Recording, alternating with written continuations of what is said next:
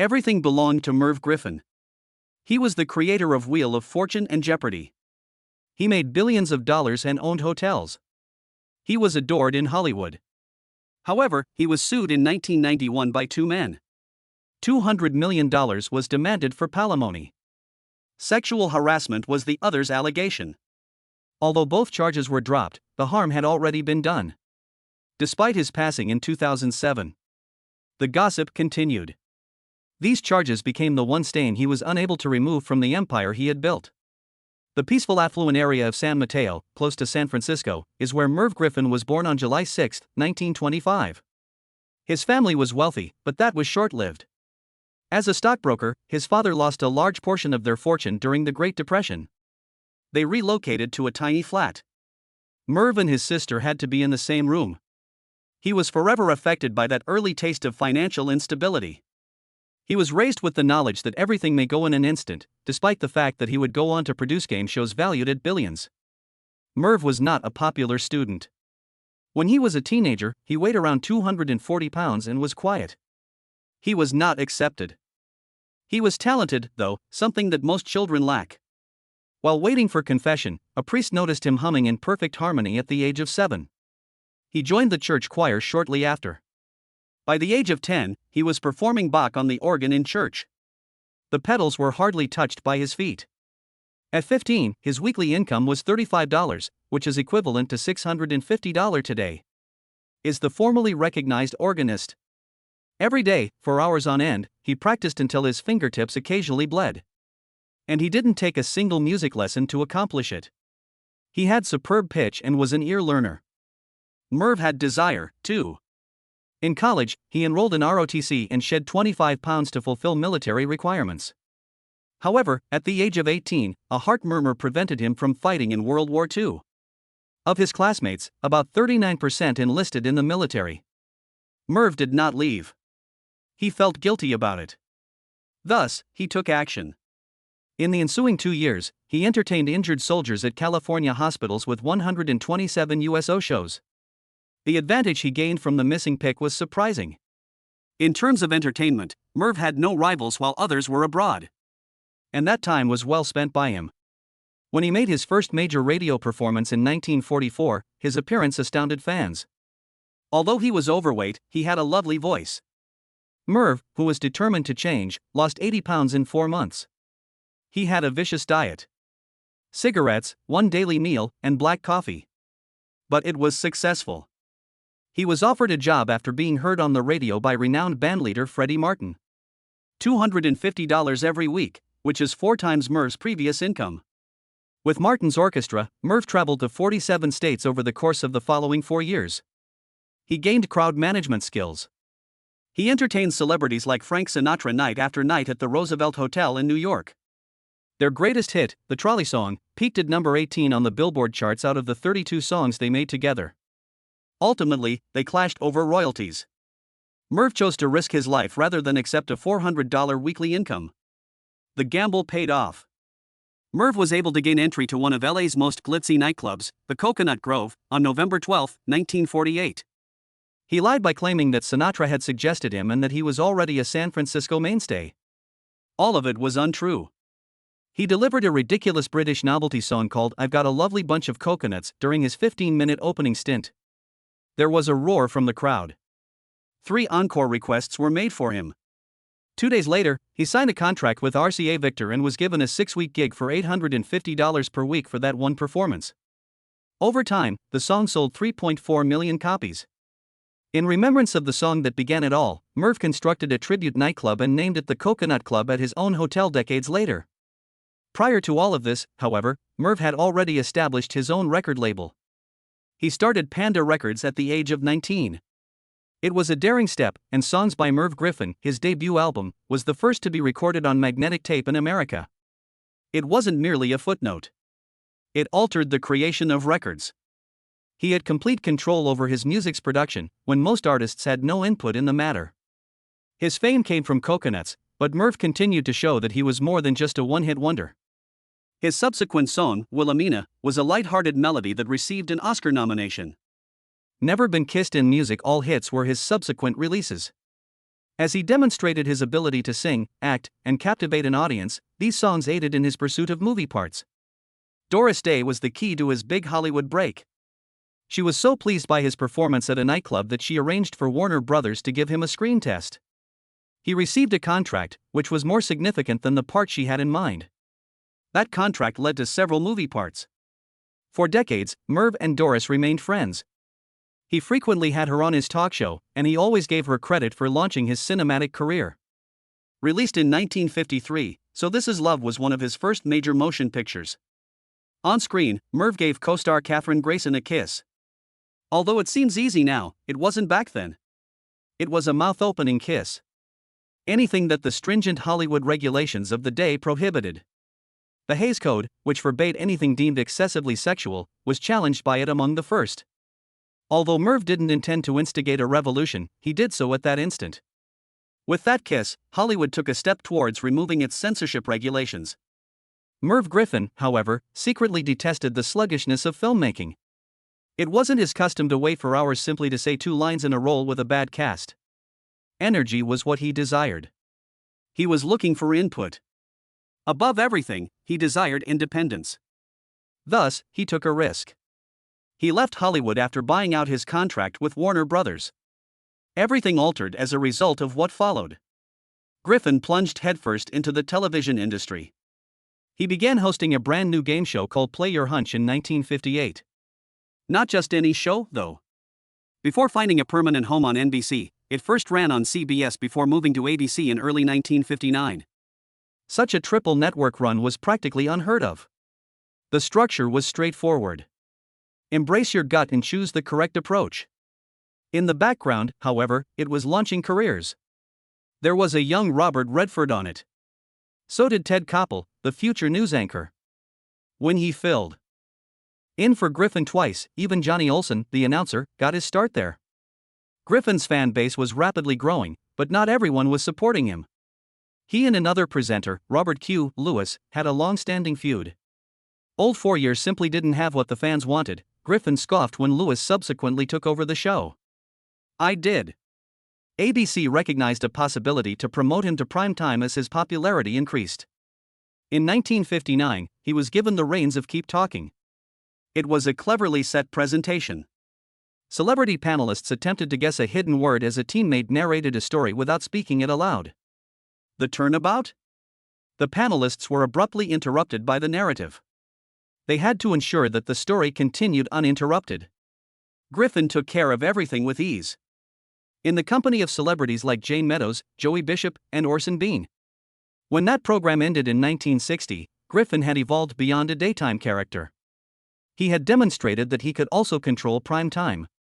By 1963, NBC had once again taken notice of Griffin's abilities. They presented him with a larger offer this time. He would create as well as host. It was word for word throughout the show. And it was when Griffin's influence behind the scenes began. His first daytime talk program was canceled by NBC just months prior, in spite of positive reviews. However, Griffin had made a wise bargain. He continued to work as a producer under his contract.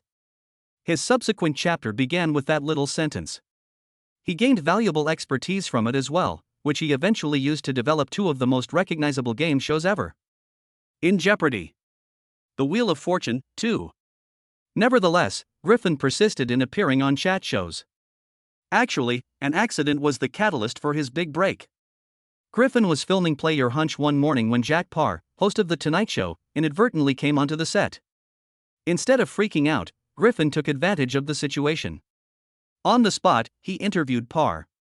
He was invited to host Parr's show as a result of that spontaneous action. Between Johnny Carson's entrance and Parr's departure, Griffin emerged as NBC's most productive stand-in host. Although they granted him his own daytime talk program, they did not choose him to be the long-term substitute. On October 1, 1962, the same day that Carson made his debut, it made its debut. Griffin's show initially ran for only 6 months. He was not finished, though. Through Westinghouse Broadcasting, he revived it in 1965. On this occasion, it was syndicated. Because of this, local stations were able to broadcast a 60 or 90-minute version day or night. The beloved youngster himself, Mayor Van, is shown here after Griffin's sidekick, Arthur Treacher, became a fan favorite and introduced him with style. CBS took note of the show's popularity and, competing against Carson, gave Griffin a late-night spot in 1969. For 3 years, Griffin fought on network television, gaining widespread recognition for his perceptive interviewing and daring guest selections. But then there was debate. Griffin was not going to play it safe. In 1965, he summoned philosopher Bertrand Russell to express his opposition to the Vietnam War. There was an instant pushback. He resisted being labeled a traitor by newspapers. He embraced the opinions of controversial but significant individuals like Norman Mailer, Dick Gregory, Abby Hoffman, and George Carlin. In one episode, Griffin matched comic Phyllis Diller with Pearl Harbor attack mastermind Captain Mitsuo Fuchida. Although dangerous, it was genuine. Executives at CBS were beginning to feel uneasy by 1969. They put pressure on Griffin to invite more pro-war visitors. No, he said. He was blotted out by censors when Hoffman donned a blouse with an American flag motif on it. It was described as a tangle of lines by Griffin. Because Treacher was too old, they even wanted him to fire him. He pushed back. Even after defeating the Joey Bishop program, Griffin was unable to unseat Carson. Griffin was never given an equal opportunity, and CBS had fewer affiliate stations. He went back to syndication in 1972 after becoming frustrated with the meddling. That was the game-saving move. For a further 14 years, he was not bound by corporate hands. Griffin's manner of interview was notable. Griffin literally leant in, whereas Carson remained detached and cool. He was so warm. He aimed to make his guests seem nice. He heard. He inquired for follow-up. He gave a damn. He allowed talks to last for at least half an hour instead of brief advertising interactions. He spoke with more than 25,000 visitors throughout the years. Orson Welles is his favorite. Nearly 50 appearances were made by the filmmaker. In order to create episodes that seemed more like talks in the living room than professional displays, Griffin even granted certain guests whole episodes. And he welcomed those who came on just to chat, like Zaza Gabor, who had nothing to sell. It wasn't simply viewers who adored the show. It won 10 Emmy Awards. It was nominated 4 times and won for Best Directing in 1985 alone. In 1970 and 1971, Mort Lindsay's music received consecutive nominations. In 1971, Griffin was nominated for a Golden Globe for Best TV Actor in a Comedy or Musical. A year after his passing, in 2008, he was admitted into the Television Hall of Fame. Merv Griffin was flying back to New York in 1963 with his wife, Julan.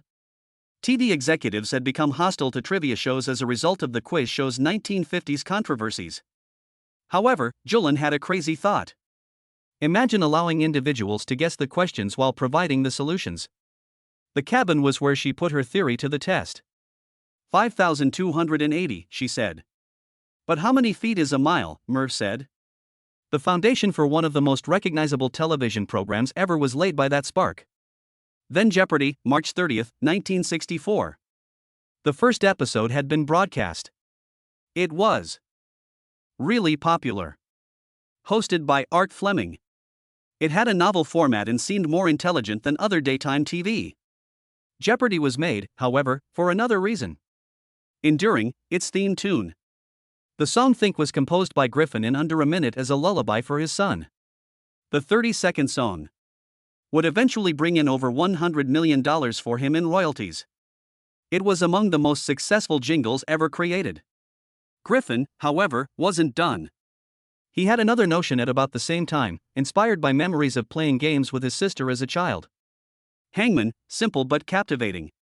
He added his interest in roulette wheels to it. When he presented the idea to NBC, senior executive Lynn Boland suggested it required more glitz and something to draw in female viewers. After adding a shopping component and developing an odd prototype known as Shopper's Bazaar, complete with a vertical wheel and rotary phones, they ultimately decided on a final version. On January 6, 1975, Wheel of Fortune made its formal debut. The game show would go on to become the longest-running syndicated program in history.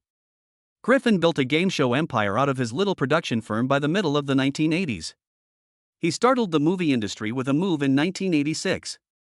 For $250 million, he sold Merv Griffin Enterprises to Columbia Pictures. It was the largest sale of an entertainment company controlled by a single individual at the time. Griffin rose to become the wealthiest Hollywood entertainer yet. Most creators can only dream of the contract he had secured. The ongoing revenues were his to keep. The money came in even after the sale. He continued to use his original concepts in new spin-offs such as Will 2000, Jep, and Rock and Roll Jeopardy! Not every show, however, was a success.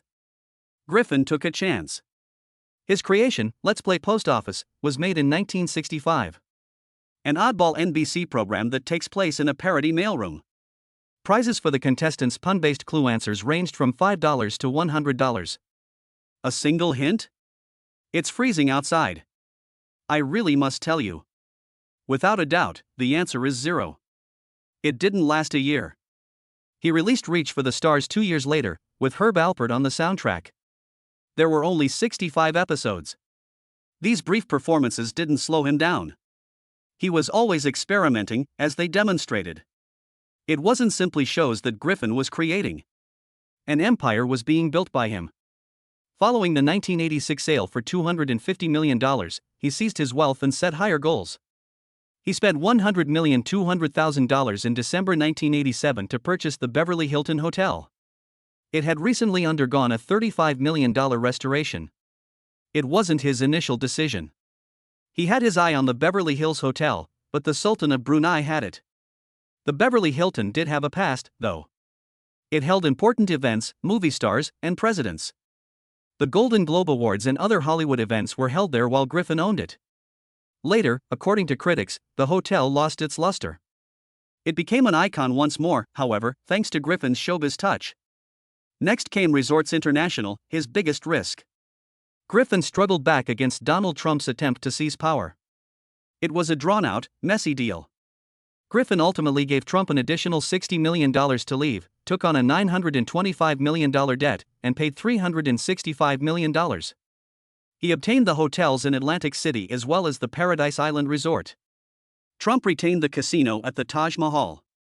Griffin declared it a triumph. The festivities, however, were short-lived. His excessive borrowing was primarily in trash bonds, which had interest rates of around 14%. Resorts International's cash flow was $70 million short in just a year. In December 1989, the business declared bankruptcy. After Griffin defeated Trump, his empire collapsed a year later. But he continued to dream. He revived old Hollywood in January 1998 with the Coconut Club. The Beverly Hilton was also a spectacular nightclub every weekend. Reviving the enchantment of the 1940s was Griffin's goal. Visitors were greeted by velvet booths, gold palm trees, and a huge dance floor. Music from a big band filled the air. Jack Sheldon was the orchestra's trumpet player. At his youth, Griffin had played at venues such as these. He was now the proprietor. It was more than nostalgia at the Coconut Club. It was an ode to his former self. The 1950s saw the rise of television personality Merv Griffin. He was charming and ambitious, and his list of appearances kept growing. After that, he got to know Julan Wright. She was employed on the Robert Q. Lewis show as a secretary behind the scenes. At first, their encounter seemed routine, but it quickly took on a deeper meaning. 1958 saw their marriage. Griffin's career was only beginning to take off at the time. Few could have predicted that this duo would go on to influence Jeopardy!, one of the most recognizable TV programs. In private, Julan assisted Merv in coming up with ideas. Although she was seldom the center of attention, her contributions shaped his empire. Tony, their son, was born in 1959. Their marriage remained strong for 18 years. But the gap widened as Merv's celebrity skyrocketed. They got a quiet divorce in 1976. There was only a break amid what Merv referred to as a period of uncertainty and doubt, not any scandal. Despite their separation, they stayed in touch. By performing stand-up comedy and establishing California's first women's bank, Julan went on to leave her own legacy. They parted ways amicably, in contrast to the majority of Hollywood couples. During his prime, Merv became a father. The date of his son Tony's birth was December 8, 1959. People began to see the game show tycoon's more compassionate side after that. He protected Tony from the tumult of entertainment. Tony, however, was raised in the midst of it all. He went his own way as an adult, first establishing a vineyard in Malibu and then appearing in movies like Spaceballs. Tony delivered a stirring eulogy upon Merv's passing in August 2007. Although Tony gave the most personal glimpse, Arnold Schwarzenegger also spoke at the burial. His father was dubbed the Energizer Bunny by him. Merv had the vitality of a person half his age, even at 82. 12-year-old Farrah, Tony's daughter, performed a reading during that tearful funeral.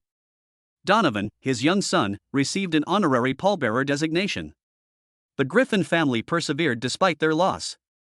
Merv was spotted everywhere with Eva Gopher in the late 1980s. They were a hit with the media. At red carpets, parties, and galas, they were frequently pictured together. The rumors spread. They were in love, some believed. Some muttered that they would marry. The possibility of Nancy Reagan serving as the matron of honor was even floated. However, Gabor closed it all down in 1990. Simply put, we don't have a romantic relationship, she added. They were inseparable, though. Even though they had already met years before. Their relationship became closer while filming returned to Green Acres. According to Hollywood sources, there were two reasons behind the relationship. They became true friends as a result, and it shielded Merv from inquiries about his private life. Merv was devastated by the unexpected death of Eva in July 1995. He was like family, according to her sister Zaza. Their bond, whatever it was, persisted all the way to the end. Then the lawsuits started. Hollywood was taken aback by a man named Brent Plott on April 11, 1991. He claimed in his complaint to have been Merv Griffin's partner and lover for 9 years.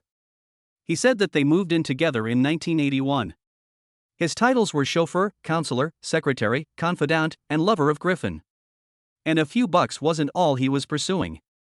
$200 million was his demand. Griffin offered him half of everything, including the money from Wheel of Fortune and Jeopardy, according to Plott. He went on to say that he selected Vanna White to turn the letters and that he assisted in creating Wheel. Requested for just $400,000 at first, but he later increased it to $200 million. I moved to Los Angeles just for Griffin, he added, abandoning a job in antiques. The narrative was explosive. Without hesitating, Merv gave a prompt response. All of it he denied. He said that Plott, who earned $250 per week as a bodyguard and former horse trainer, had never been his partner. He presented the case as an effort to extract money. The claims were deemed ridiculous by Griffin's attorney. Even though Plott's attorney denied that a lie detector test was ever administered, Merv claimed that Plott had failed it. By November 1991, the case was abruptly dropped. The reason was not disclosed by Griffin's team. All the more rumors were stoked by that silence. Another surprise 1 month later. Merv was sued for sexual harassment by Denny Tarrio, the former host of Dance Fever. The details were quite graphic. It all started before the show aired, Tarrio added. He accused Griffin of grabbing him, unsnapping his pants, and pulling him onto a couch. He said that years of caressing, kissing, and private changing room visits were all part of the harassment. Griffin, he said, promised him a piece of the show's income and ownership, but instead exploited those promises to manipulate him. Tarrio held back from speaking out until 1991. He went into great depth when he made an appearance on Geraldo Rivera's show in 1992. Why he waited so long was one of Geraldo's pointed questions, bringing up previous drug rumors and even contesting some of his story. In response, the audience laughed awkwardly. Theriot's lawyer asserted that his client had passed a polygraph examination. He challenged Griffin's group to follow suit, even displaying the polygraph results on television. Yet another trial was not held in this matter. They brushed it off. However, similar to the storyline lawsuit, there were concerns about the ending's quiet. Some questioned whether Griffin had bought their way out of it. He had a net worth of more than $1 billion by the early 2000s. It might have been simpler to make issues disappear. These lawsuits altered everything, regardless of the reality. Although Merv never acknowledged anything, the information was passed throughout the industry in whispers, on TV, and in newspapers. They involved one of the most well-known figures in television and came long before Hollywood started to seriously address the misuse of power. I was later blacklisted by Tarrio, who said that I was a horror story. I lost my career because of him. Others in the field shared same concerns about how easily a strong person may quiet someone without a judicial victory. In America, Merv Griffin's life was among the most well-known. However, a great deal of him was still covertly concealed. Hollywood people had a secret language in the early 2000s. They discussed someone being gay without ever using the word. When discussing Merv, people either used terms like confirmed bachelor or simply brought up his 1976 divorce from Julaine Wright. No one asked any further questions. Even those who worked closely with him did not. Everyone was aware, but nobody ever mentioned anything. Merv was among those who were best at adhering to the guideline. He did not remain silent. He constructed an entire persona to defend the truth. This image's most powerful element was his well-known connection with Eva Gabor. They frequently appeared in the media, attended events together, and even discussed getting married. From the outside, it appeared to be a romantic tale. It was something different totally for insiders. This type of relationship had a name in Hollywood: a beard. It was an act of deception. It was successful. Merv did his share well. He didn't become agitated when someone asked him directly about his personal life.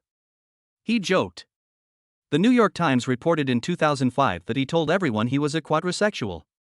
"I will do anything with anybody for a quarter." That one-liner said nothing and everything at once. He could laugh it off, deflect the rumors, and keep people guessing. Then, in 1991, everything almost fell apart. Two men, one a former employee, the other a TV host, filed lawsuits against him. One asked for $200 million in a palimony suit. The other accused him of sexual harassment and demanded $11.3 million. These were big numbers, and the media was watching closely. But even then, Merv didn't panic. He doubled down on the Gabor appearances, showing up at high-profile events as if nothing had changed. Eventually, both lawsuits were dismissed. And just like that, the story vanished. But behind closed doors, things were different. Hollywood insiders knew Merv had lived with various male partners. Some claimed he had relationships with big names: Rock Hudson, James Dean, Peter Lawford. One biographer even said Merv had a virtual male harem and paid someone to bring him adult film actors. His staff might not have seen it firsthand, but they understood the truth. Everyone just kept quiet. In 2006, with his health declining, Merv gave one of his last big interviews, this time to Rolling Stone. The journalist asked him point blank about his sexuality. Merv didn't deny it, but he didn't confirm it either. "You're asking an 80-year-old man about his sexuality right now? Get a life." That was his answer, a joke again. And it worked. Again. The interviewer noted that Merv didn't say yes or no. He just changed the subject. Back to Eva Gabor. Back to safety. Merv Griffin died on August 12, 2007, at Cedars-Sinai in Los Angeles. He was 82. Prostate cancer, which he had first beaten in 1996, had come back. When the news broke, tributes poured in. 5 days later, his funeral was held at the Church of the Good Shepherd in Beverly Hills. Nancy Reagan sat in the front row. Governor Arnold Schwarzenegger gave the eulogy. So did Merv's son, Tony. The room was full of stars. Vanna White, Pat Sajak, Alex Trebek, Ellen DeGeneres, Ryan Seacrest, Dick Van Dyke. Everyone came to say goodbye. Merv Griffin was buried at Westwood Village Memorial Park. His headstone had one last joke: "I will not be right back after this message." The Game Show Network paid tribute with weekend marathons of his shows. Millions tuned in. They remembered the laughter, the prizes, the spinning wheels.